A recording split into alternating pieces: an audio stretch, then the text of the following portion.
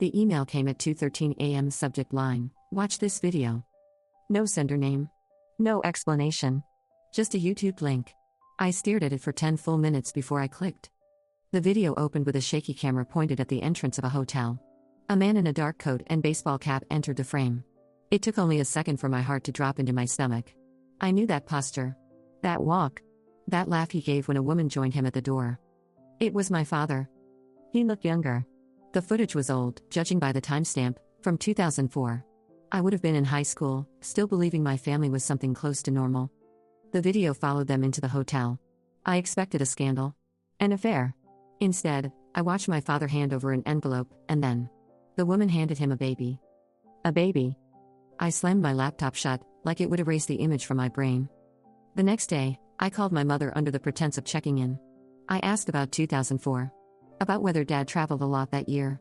She paused, just for a beat. It was enough. That night, I watched the video again. Paused. Rewound. Noticed details I missed before. The woman's name on a piece of mail she set on the check-in counter, Danielle Rose. I opened Facebook and searched. Found a woman in her late 30s. Her profile picture showed her with a young man who looked uncannily like a teenage version of my brother. I didn't know what I was hoping to find. Closure? Answers? Maybe just proof that I wasn't losing my mind. Finally, I confronted my father. I got an email, I told him. With a video. From 2004. He paled.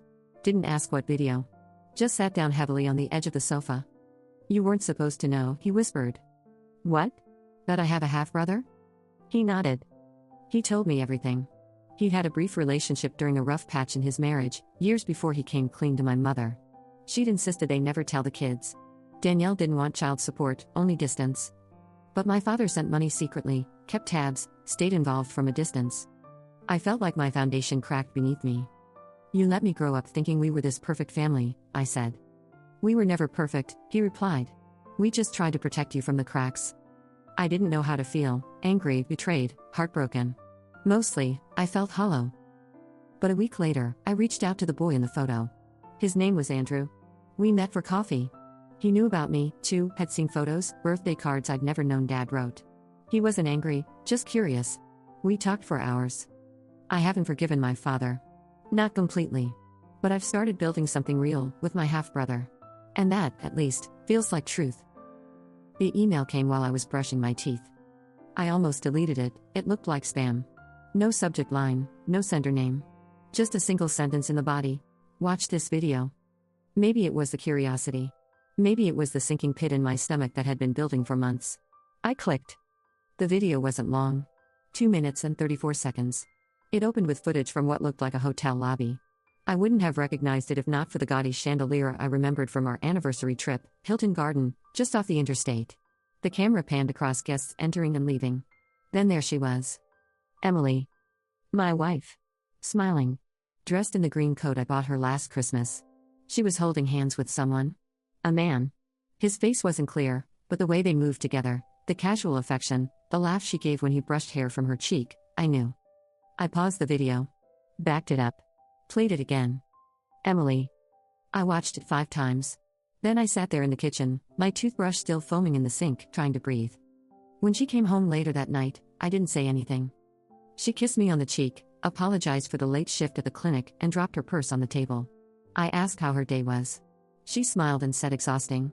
I told her I'd made pasta. She said I was a saint. And all I could think was, who the hell are you? That night, I lay awake beside her, listening to her breathing. Over the next week, I became someone I didn't recognize. I checked her phone when she showered. Looked through our credit card statements. Nothing obvious. She'd covered her tracks, or maybe I'd just been blind. I didn't confront her. Not yet. I needed to be sure. On Friday, I called out sick and waited in the parking lot across from her office. Watched her walk to her car. She drove. I followed. 10 minutes later, she pulled into the same hotel from the video. I parked around the corner and waited. My hands were shaking. My breath fogged the window. She came out an hour later. Alone. I didn't follow her home. I just sat there, staring at the dashboard, wondering what I was supposed to do with this. Reality. That night, I set my phone on the counter and asked her flat out, "Are you seeing someone?" She blinked, stunned. Then denial. Then silence. I told her about the video. The email. Her face went white. Who sent it? She asked. I shrugged. Does it matter? And then she broke. She didn't cry. Didn't scream. Just crumbled. His name was Tyler. She'd met him at a medical conference 6 months ago. It wasn't serious, she said. It didn't mean anything. She loved me. She was just tired. Overwhelmed. She didn't know how to talk to me anymore. I was always working. We never connected. She was lonely. I listened. I said nothing. What was there to say? For a week after that, we didn't speak. She slept on the couch. I took long walks. I told no one. Then, one night, I found her sitting in the kitchen in the dark. She looked up at me and said, I don't want to lose you. And something inside me snapped, not in anger, but in clarity. You already did, I said. That weekend, she moved out. Quietly. No drama. Just bags packed, a car ride to her sister's. It's been 4 months. The divorce papers came last week. I signed them. Sometimes, I think about that anonymous email. Who sent it? Why? Maybe it was Tyler. Maybe it was someone who pitied me. Maybe it was fate. But sometimes I think it was a gift. Not the betrayal, God, no. But the truth. Because without it, I would still be living in a house built on lies, with a woman I loved who didn't love me enough to stay faithful. Now, I'm building something new. Small. Honest. Just me, and the quiet peace of knowing that what I see is what's real. The email came on a Tuesday, sandwiched between spam and a coupon for dog food. Subject, watch this video. No sender. No explanation. Just a link. I hesitated. Everything about it screamed scam, but some instinct I couldn't name pushed me to click. The video was old, grainy, timestamped 2006. The camera was pointed at a community theater stage in our hometown, faded red curtains framing the background. I hadn't seen that auditorium since senior year. Then the girl stepped on stage. I froze. It was Hannah. She was 17, wearing her favorite leather jacket. Smiling shyly. Reading lines from a worn script. Her voice, uncertain, familiar, echoed through the static. My best friend. My best friend who died in a house fire 19 years ago. My throat closed. I watched, trying to make sense of it. The video lasted only 3 minutes. At the end, Hannah looked straight at the camera and laughed. Then the screen went black. I closed the laptop and stared into nothing. The fire had been ruled accidental. A space heater. The second floor collapsed before firefighters could get her out. Her parents held a closed casket funeral. I spoke at it. I wept on the podium. But now, this. My hands shook as I replayed the footage.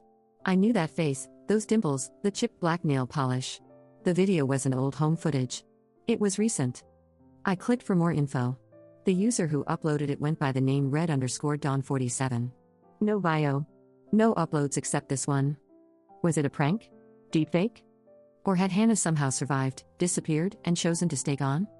I didn't sleep that night. The next morning, I called my mother. Asked questions I hadn't asked in nearly 2 decades. About the fire. About Hannah. You were there, she reminded me gently. You saw the flames. You saw them carry her out. I had. But had I? I remembered smoke, chaos, screaming. I remembered the heat on my face. But I never saw the body. I did something I hadn't done in years. I went home. I drove 6 hours back to the town I left behind. The diner still had the same blue booths. The library still smelled like must and mildew. I visited Hannah's old house. It had been rebuilt, now occupied by a young couple with kids. I stood on the sidewalk staring until the woman came out and asked if I needed something. I mumbled a quick apology and walked away. That night, I checked the video again. It had been deleted. But I remembered the username. I searched everywhere, forums, social media, even obscure video sites. Finally, I found a blog with a comment by someone using the same handle. They'd mentioned living in Kansas City. Hannah's aunt lived in Kansas City. I drove there the next day. The house was tucked into an aging suburb. I stood on the porch with my heart pounding. I didn't know what I'd say if someone answered. I didn't know if I'd be relieved or shattered. A woman opened the door. Not Hannah. But she looked like her. Older. Sharper features. Same eyes. She blinked at me. Can I help you? I opened my mouth, closed it again. Then I said, Is your name Hannah? A long pause. Then, who's asking? I told her my name. Told her I was her friend. That I'd been at the fire. At the funeral. She stepped outside and closed the door behind her. Her hands trembled. I didn't die, she said. But I needed people to think I did. The story spilled out like a dam breaking. Her home life had been worse than any of us knew. The night of the fire, she saw a chance and took it. Her aunt helped her disappear. New name. New town. New life. But the video, why send it to me? She looked down. Because you were the only one who ever really saw me. I needed you to know the truth. Even if I couldn't come back. I asked if she wanted to reconnect. She said no. Her life was different now. Simpler. Safe. But she thanked me for coming. For still caring. We didn't hug.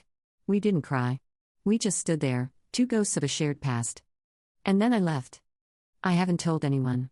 Not even my husband. Some truths aren't meant to be shared. Some stories exist only between two people, and sometimes that's enough.